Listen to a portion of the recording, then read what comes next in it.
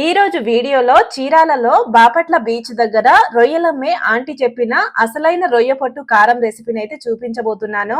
ఈ రొయ్య పొట్టు కారాన్ని ఆంధ్ర సైడ్ ఎక్కువగా చేసుకుంటారండి. ఈ కారం అయితే చాలా రుచిగా తినే కొద్ది తినాలనిపించేలా సూపర్ టేస్టీగా అయితే ఉంటుంది. ఈ కారాన్ని రోజు తినడం వల్ల మన శరీరానికి కావాల్సిన ప్రోటీన్స్, మినరల్స్ లాంటివి చాలా రకాల పోషకాలు అయితే అందుతాయండి. అలాగే అన్నం, టిఫిన్స్ లో కూడా చాలా బాగుంటుంది. కాబట్టి తప్పకుండా ఒకసారి ట్రై చేయండి. ఇక లేట్ చేయకుండా రెసిపీని అయితే చూసేద్దాం. ముందుగా ఈ కారం చేయడం కోసం అయితే ఒక 250 గ్రాముల వరకు రొయ్య పొట్టును తీసేసుకొని ఒకసారి బాగా కడిగేసుకోవాలండి. నీళ్ళలో వేసి చక్కగా ఒక 2-3 సార్లు అయితే శుభ్రంగా కడిగేసుకోండి.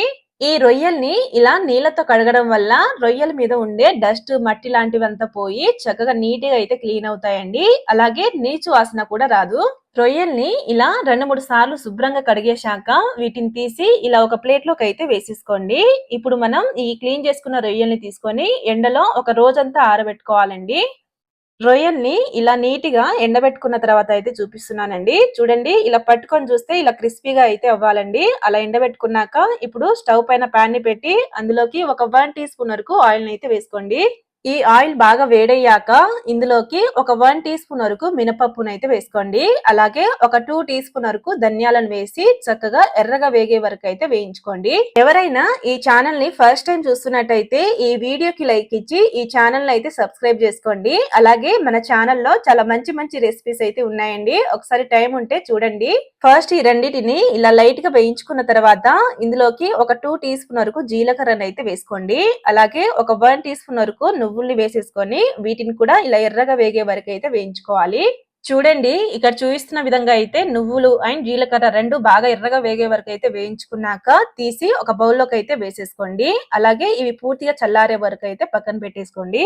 తర్వాత అదే పాన్ లోకి ఒక 3 రెమ్మల వరకు కరివేపాకునైతే వేసుకోండి. అలాగే ఇవి తొందరగా ఫ్రై అవ్వడం కోసం అయితే కొద్దిగా ఆయిల్ వేసి చక్కగా ఫ్రై చేసుకోండి.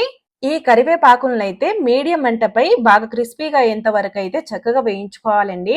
చూడండి, ఇలా ఒక కరివేపాకును పట్టుకొని చూశారంటే చక్కగా ఇలా నలిగి రావాలన్నమాట. ఈ కరివేపాకులో ఉండే తడంతా పోయే వరకు చక్కగా క్రిస్పీగా వేయించుకున్నాక తీసి ఒక ప్లేట్ లోకి అయితే వేసేసుకోండి.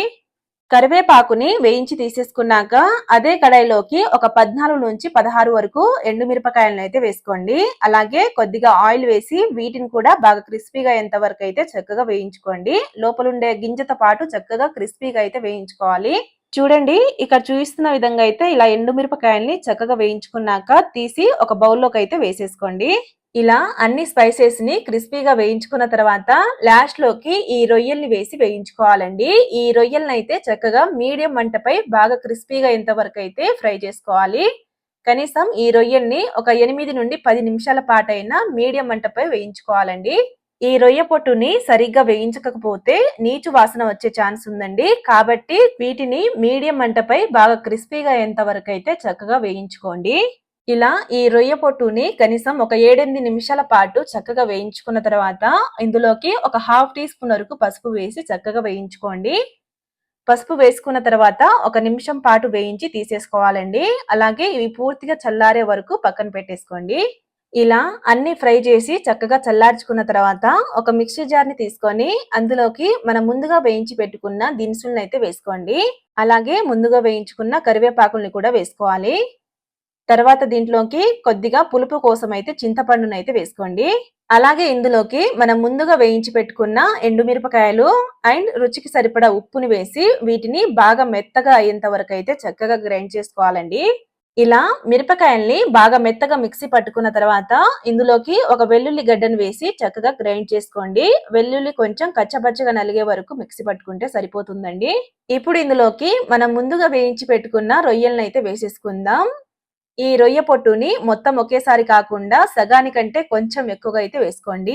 మిగిలిన ఈ రొయ్యల్ని ఇలా చేత్తో బాగా నలుపుకోవాలండి. ఇలా వీటిని లైట్ గా నలిపి కారం లాస్ట్ లో కలుపుకుంటే తినేటప్పుడు అక్కడక్కడ పంటి కింద తగులుతూ చాలా రుచిగా అయితే ఉంటాయండి. రొయ్య పొట్టుని ఇలా మిక్సీ జార్ లో వేసేసుకున్నాక ఇప్పుడు వీటిని బాగా మెత్తగా అయ్యేంత వరకు అయితే చక్కగా గ్రైండ్ చేసుకోవాలండి.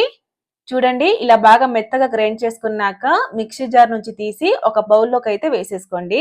ఇలా బౌల్లో కారాన్ని వేసుకున్నాక ఇప్పుడు ఇందులోకి మనం ముందుగా నలిపి పెట్టుకున్న రొయ్యల్ని వేసి కలుపుకోవాలండి. రొయ్య పొట్టును వేసేసుకున్న తర్వాత అంతా ఒకసారి బాగా కలిపేసుకుంటే ఎంతో టేస్టీ అయిన రొయ్య పొట్టు కారం అయితే రెడీ అయినట్టేనండి. ఈ కారం పొడిని కనీసం 3 నెలల పాటైనా నిల్వ చేసుకోవచ్చు. కాబట్టి తప్పకుండా ఒకసారి ట్రై చేయండి. నచ్చితే లైక్ చేయండి. అలాగే ఈ ఛానల్‌ని అయితే సబ్స్క్రైబ్ చేసుకోండి. Thank you.